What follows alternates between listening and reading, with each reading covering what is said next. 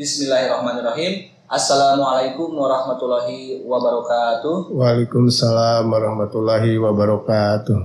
Teman-teman semua, kita lanjut ke materi Pancasila sebagai ideologi bersama Pak Haji Nana Setia Laksana. Selamat siang, Pak Haji. Selamat siang. Berbicara ideologi, ini merupakan suatu konsep yang sangat universal dan memang diakui juga oleh setiap negara maupun bangsa. Untuk itu, saya ingin menggali di sini mengapa setiap negara atau negara bangsa itu memerlukan ideologi. Haji, mana? Terima kasih pertanyaannya. Namun sebelumnya saya ingin bicara bahwa kita bicara ideologi itu sama dengan bicara fungsi Pancasila. Di zamannya Presiden Soeharto, fungsi Pancasila itu ada 25 Pak Adi. Tapi sebetulnya yang 25 itu bisa diringkaskan ke dalam 3. Yang pertama sebagai dasar negara, yang itu berkaitan dengan pemerintah, bagaimana pemerintah membuat undang-undang didasarkan pada Pancasila, sehingga Pancasila sebagai dasar negara kedudukannya sebagai sumber hukum. Kemudian juga Pancasila itu bisa jadi pedoman bukan untuk penyelenggara negara tapi untuk masyarakat dan individu. Nah, ini berkaitan dengan fungsi Pancasila sebagai filsafat. Karena Pancasila sebagai filsafat, maka menjadi pandangan hidup. Pandangan hidup itu adalah kristalisasi nilai-nilai yang diyakini kebenarannya, dan oleh karena itu bertekad bulat untuk melaksanakannya. Sedangkan Pancasila sebagai ideologi itu dikaitkan dengan bagaimana pembangunan yang dilakukan itu berdasarkan Pancasila atau tidak, gitu kan. Makanya kadang-kadang juga Pancasila itu disebut landasan ide, semacam itu. Kemudian tadi ada pertanyaan, mengapa setiap negara memerlukan ideologi? Sebetulnya tadi sudah terjawab, ya. Tapi yang paling betulnya yang perlu ideologi itu bukan hanya negara, tapi individu juga perlu. Setiap individu itu perlu mempunyai cita-cita, gitu.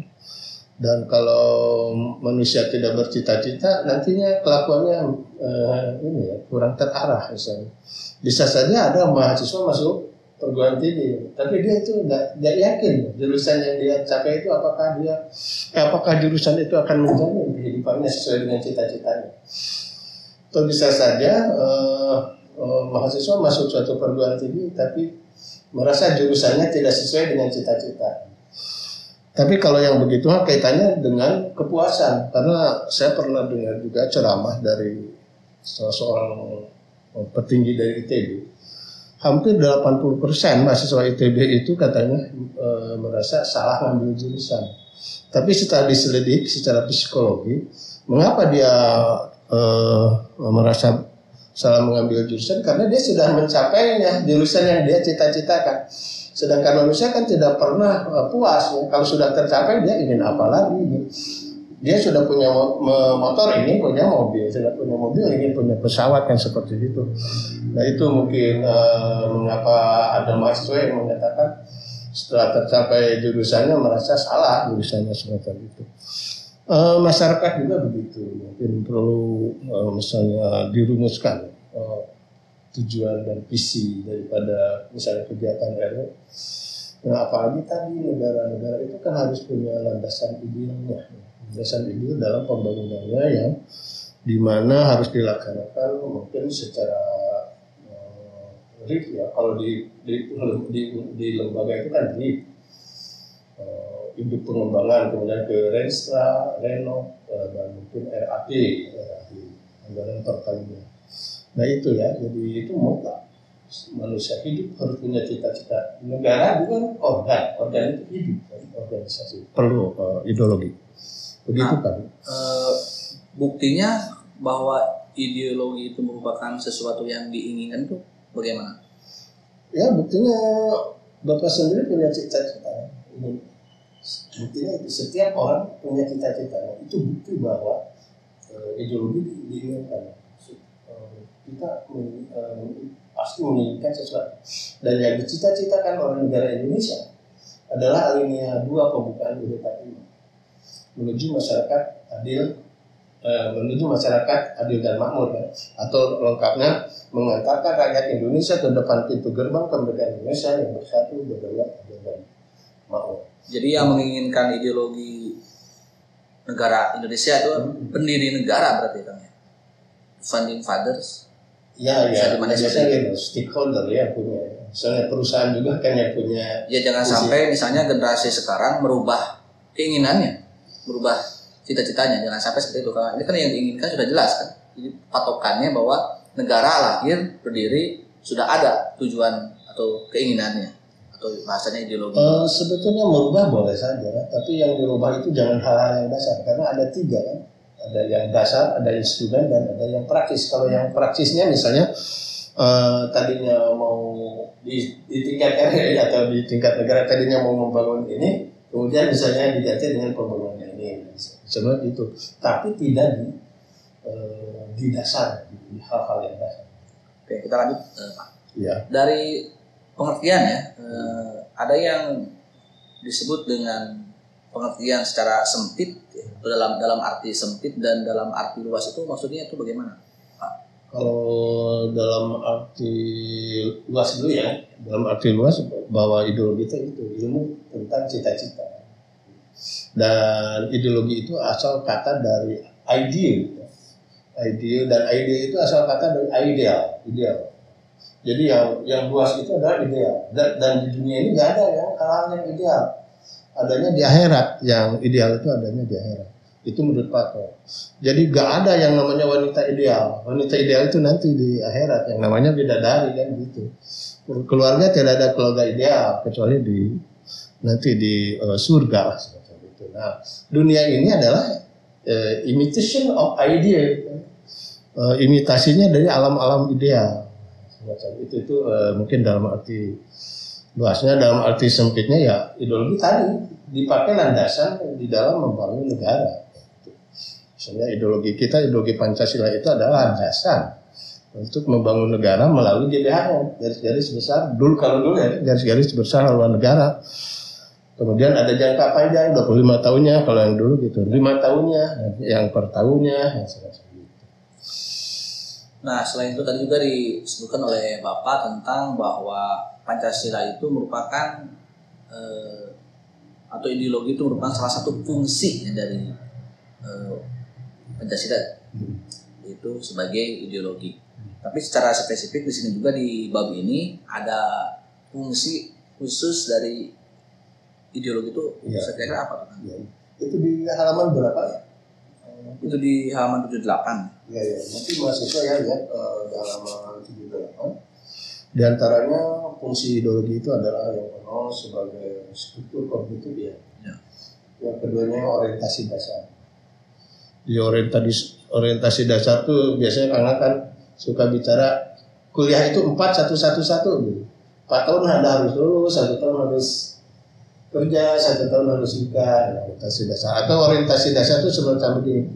Kalau ada teman misalnya dari Medan ini investasi, katakan saja nanti dari Cilembang, dari terminal itu tunggu ya di Masjid Agung. Nah, itu orientasi. Karena setiap kota itu punya Masjid Agung dan nanti orang-orang itu akan tahu bahwa Masjid Agung itu di mana, apa tukang beca atau bupati atau siapapun gitu. Nah itu sebagai orientasi dasar. Kemudian juga norma atau pedoman. Jadi semakin berpedoman pada cita-cita, maka semakin dekatlah dengan kesuksesan semacam itu. Dan juga kekuatan terhadap kepercayaan pada ideologi itu akan memberi kekuatan di dalam mencapainya, semacam itu. Dan di sini pendidikan dan dengan percaya kepada cita-cita itu maka perubahan tingkah laku itu akan lebih terarah semacam itu. Nah itu mungkin ya fungsi yang ini pendapat siapa ya surga atau siapa? Ini secara umum kan. Ya. Nah, tapi ini Kang yang mungkin perlu kita eksplor masalah tentang ideologi ini. Terkadang ini ada bahasan maupun persepsi. Ada ideologi yang disebut yang terbuka dan ideologi yang tertutup. Kalau dulu saya mengibaratkan yang tertutup itu adalah ideologi yang sekarang ini bangkrut ya, gagal. Katakanlah runtuhnya Uni Soviet, runtuhnya tembok Berlin. Karena dianggap komunisme itu ideologi yang tertutup. Nah, kira-kira apa sih menurut Bapak penjelasan mengenai ideologi terbuka dan ideologi tertutup, dan Pancasila masuk kemana? Nah, sebetulnya seperti manusia. Manusia itu ada manusia yang tertutup dan ada juga manusia yang terbuka. Manusia yang tertutup itu berarti dia akan menyelesaikan masalah dengan sendiri. Sedangkan masalah itu kan tidak mudah. Selesai satu nanti datang itu. Seperti Pak Ida kalau seorang itu tertutup, tidak mau bantuan kepada yang lain, apalagi tidak curhat, maka dia itu nanti akan stres. Dan orang tertutup itu ada kemungkinan juga nantinya itu dia. Pernah ada suatu film namanya Wanita Dalam Pasungan. Mengapa dia ada film Wanita Dalam Pasungan? Karena ada seorang wanita yang sedang punya masalah, dia itu tidak mau bicara sama temannya. Itu kan artinya kalau tertutup itu memasung diri, memasung diri, dan akhirnya benar-benar dipasung. Gitu. Dia gila kemudian dipasung pakai kayu ya di paku. Sedangkan ideologi terbuka ya itulah manusia itu membuka diri gitu. Di antaranya semacam mahasiswa. Mahasiswa itu kuliah, itu cirinya dia kalau kuliah itu mau membuka diri untuk mendapatkan informasi-informasi, dan di mana informasi-informasi itu adalah dijadikan bekal untuk merubah dirinya. Dan untuk apa merubah diri? Yaitu untuk mencapai jati diri seperti itu. Jadi itu ideologi secara individu kan, dan tertutup terbuka. Nah, ideologi Pancasila itu adalah ideologi terbuka, ideologi yang menerima ini ya. Mungkin toleransinya zaman Majapahit gitu, dan toleransinya sekarang beda kan, semacam itu. Jadi mengikuti perkembangan zaman. Yang disebut ideologi itu adalah ideologi terbuka, itu adalah ideologi yang mampu mengikuti perkembangan zaman. Oke, kita lanjut ya tentang Pancasila sebagai ideologi. Itu di halaman 81 itu mengapa bangsa Indonesia memilih Pancasila sebagai ideologi. Bagus sekali itu pertanyaannya ya. Tapi pertanyaan yang demikian ini kategorinya salah pertanyaan. Seperti yang salah pertanyaan itu seperti di manakah Tuhan? Itu salah pertanyaan. Mengapa? Karena Tuhan itu tidak memberikan tempat. Begitu juga mengapa Indonesia memilih ideologi Pancasila. Bangsa Indonesia itu tidak memilih ideologi Pancasila. Mengapa? Karena Pancasila itu sudah melekat pada diri bangsa Indonesia. Dan Pancasila itu lahir sejak bangsa Indonesia ada. Kapan bangsa Indonesia ada? Sejak bangsa Indonesia menjadi bangsa. Kapan bangsa Indonesia jadi bangsa? Kira-kira di zaman Kutai, Sriwijaya, dan Majapahit. Nah, begitu. Jadi di zaman Kutai juga sudah ada itu yang namanya nilai-nilai Pancasila. Utamanya kan basis daripada nilai Pancasila itu sila ketuhanan. Di situ sudah ada yang namanya raja itu bersyukuran ya, melakukan syukuran, bahkan sampai sidakoh 20.000 sapi dan semacam itu. Dan ini bisa dibaca di Yupa itu kan, di 7 Yupa, bagaimana raja begitu religius, begitu mulia, beradab, dan juga begitu peduli terhadap rakyatnya. Dan juga di sisi lain Pancasila itu kan isinya hati nurani bangsa. Jadi kapan hati nurani itu ada di manusia kan? Itu sejak manusianya hidup, kira-kira seperti itu. Atau sejak manusianya sadar bahwa dia punya hati nurani. Jadi mungkin Pak Adi ya seperti itu ya. Tapi memang ini pertanyaan sering kali ya muncul ya. Pertanyaan semacam ini, oleh karena itu kira-kira jawabannya seperti itu. Nah, kalau misalnya Pancasila itu ada bahkan sebelum negara Indonesia itu merdeka atau punah gitu, artinya bahwa ini sudah melekat, nilai-nilai ideologi ini sudah melekat. Tapi kan persoalannya sekuat apakah Pancasila dalam menghadapi tantangan yang disebut saja sekarang globalisasi gitu ya. Ya. Nah itu memang tantangan terhadap Pancasila itu ya mungkin sekitar, kalau bisa ya sekitar kalau mau dihitung-hitung kira-kira minimalnya untuk 4 ya. Yang pertama komunis kan ya, beriringan dengan globalisasi itu. Yang kedua liberalis. Ideologi lain itu ya. Ya itu. Ada liberalisme, kemudian radikalisme kan gitu. Itu tantangan terhadap ideologi Pancasila secara eksternal. Namun juga secara internal. Secara internal bangsa Indonesia itu semakin sini kan semakin materialis, tidak disiplin murni gitu. Juga kurang tanggung jawab gitu. Kurang taat terhadap pemerintah. Sekarang semua presiden hampir selalu dibenci. Nggak ada seperti zaman dulu, zamannya Soeharto atau Soekarno. Sejak reformasi itu, kenapa rakyat itu? Nah itu yang tugas kita ya sebagai dosen Pancasila, membenci presiden. Apakah dia sudah punya presiden? Kan dia juga tidak. Ketika benci pada Presiden A, dia itu ada penggantinya, kan tidak ada. Ketika diganti Presiden A oleh Presiden B, dibenci lagi dan itu mungkin harus ada kesatuan bahasa, sikap, pandangan dan langkah. Kesatuan bahasa, sikap dan langkah itu adalah yaitu Pancasila itu sendiri, semacam itu. Dan sejauh mana kuatnya ideologi Pancasila ya? Kekuatan ideologi itu kan sangat ditentukan oleh 3 dimensi.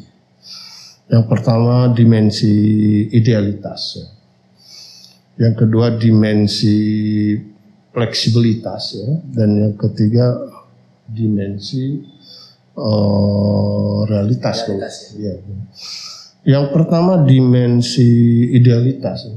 Jadi Pancasila itu kuat. Mengapa? Karena di dalamnya itu mengandung dimensi idealitas, di mana kata saya tadi itu dimensi idealitas itu cita-cita bukan hanya untuk bahagia di dunia, tapi juga bagaimana bahagia di akhirat. Dan itu adalah yang menentukan kuat lemahnya ideologi. Yang paling utama itu situ. Jadi ideologi itu tidak hanya masa depan, tapi juga masa di akhirat seperti apa. Itu kuatnya ideologi kita itu. Yang kedua dimensi realitas, ya, karena ideologi itu tadi bukan ciptaan seseorang, tapi datang dari hati nurani bangsa itu sendiri sejak bangsa Indonesia menjadi bangsa itu. Dan yang ketiga fleksibel, ya. Fleksibel artinya kalau mau merevitalisasi Pancasila itu gak usah sila-silanya gitu, tapi yang dirubah itu adalah nilai praksisnya, gitu, nilai praksisnya. Bagaimana misalnya sekarang itu ceramah melalui daring, apakah ada pahalanya dan tidak, nah gitu. Itu tidak usah merubah sila ke nilai dasar, ya, tapi di nilai instrumen. Semacam itu pertanyaan-pertanyaan seperti itu misalnya gimana gitu. Bagaimana menguatkan persatuan, apakah dengan bendera saja? Kan tidak juga kan? Dengan bahasa saja tidak. Nah, ini bagaimana prasarana lain atau instrumen lain yang bisa meningkatkan persatuan dan kesatuan. Nah itu sekuat mana ideologi Pancasila? Jawabannya sekuat sumber kekuatannya dari mana? Gitu. Sumber kekuatannya tadi dari dimensi ketuhanan dan dimensi ilmu pengetahuan, semacam itu. Jadi. Kita berbicara tadi masalah Pancasila sebagai ideologi, kemudian juga bagaimana kekuatannya menghadapi globalisasi. Kita juga akan menyinggung masalah bagaimana yang berhadapan antara rakyat dan presiden. Di buku juga di halaman berapa itu kan tentang bagaimana mereka pernah menganalisis ada beberapa tantangan-tantangan yang dihadapi setiap pemerintahan dari zaman Bung Karno, Pak Harto, kemudian Pak Habibie, Pak Gus Dur, Bu Mega sampai sekarang. Pertanyaan itu bagaimana dinamika yang seperti ini? Kalau menurut pengalaman ya, jadi tapi tanpa penelitian. Misalnya kalau zaman Soekarno itu hampir seperti kepada apa ya, seperti pada dewa kira-kira gitu. Misalnya kakek saya saja ada presiden di Bandung, itu sampai ke Bandung ingin melihat presiden semacam itu. Bahkan saya sendiri ketika kelas 1 SD itu ke 65 kan, Soekarno masih ada, saya kelas 1 SD itu sudah senang mendengarkan pidatonya Soekarno. Sekarang di mana ada orang yang mau mendengarkan pidatonya presiden? Bahkan mungkin anggota dewan malah ngantuk. Ini mungkin ketaatan yang berbeda. Terus zaman Soeharto ya, zaman Soeharto itu kan benar-benar memang rakyat difokuskan memang untuk taat kepada presiden. Sampai-sampai saya dengar sendiri ya, ketika itu saya di kantor bupati, ada wartawan dipanggil oleh Pak Bupati ya. Mengapa? Karena si wartawan itu memberitakan di daerah, sebut saja daerah di Tasik ya, tidak akan saya sebutkan ya. Itu kekurangan ini sandang pangan ya. Sebut saja kelaparan, itu dimarahi wartawan. Mengapa? Karena sepertinya mau merusak wibawa presiden, merusak bupati. Dan setelah reformasi itu, termasuk Pak Habibie, utamanya kan dari Pak Habibie, itu kenapa Pak Habibie itu diberhentikan? Semacam itu. Kesalahannya di mana gitu kan? Nah, gitu. Kalaupun misalnya kesalahan soal Timur kan itu juga mungkin dengan DPR lah persoalannya, bukan dengan rakyat mas. Nah jadi dimulai dari Pak Habibie ya, padahal Pak Habibie itu kalau menurut saya itu, tapi mohon maaf kalau salah ya, menurut 4 pokok pikiran pembukaan kan presiden yang bagus adalah presiden yang berketuhanan atas dasar kemanusiaan yang adil dan beradab, agamanya kuat dan ilmu pengetahuannya kuat. Nah, kemudian setelah Pak Habibie, Gus Dur, sampai Gus Dur diturunkan malahan semacam itu. Padahal beliau kan ulama. Dan ulama itu dari dulu diinginkan untuk jadi presiden. Tapi kenapa setelah jadi presiden malah diturunkan? Ibu Mega, kemudian Pak SBY, dan sekarang Pak Jokowi. Entah karena liberal. Kita itu liberal. Kemudian kita ingin ngomong apa saja, tapi misalnya bertentangan dengan etika Pancasila itu gak apa-apa, karena mungkin yang dikemukakan adalah bendera demokrasi. Kira-kira semacam itu. Oke, terima kasih dulu Kang.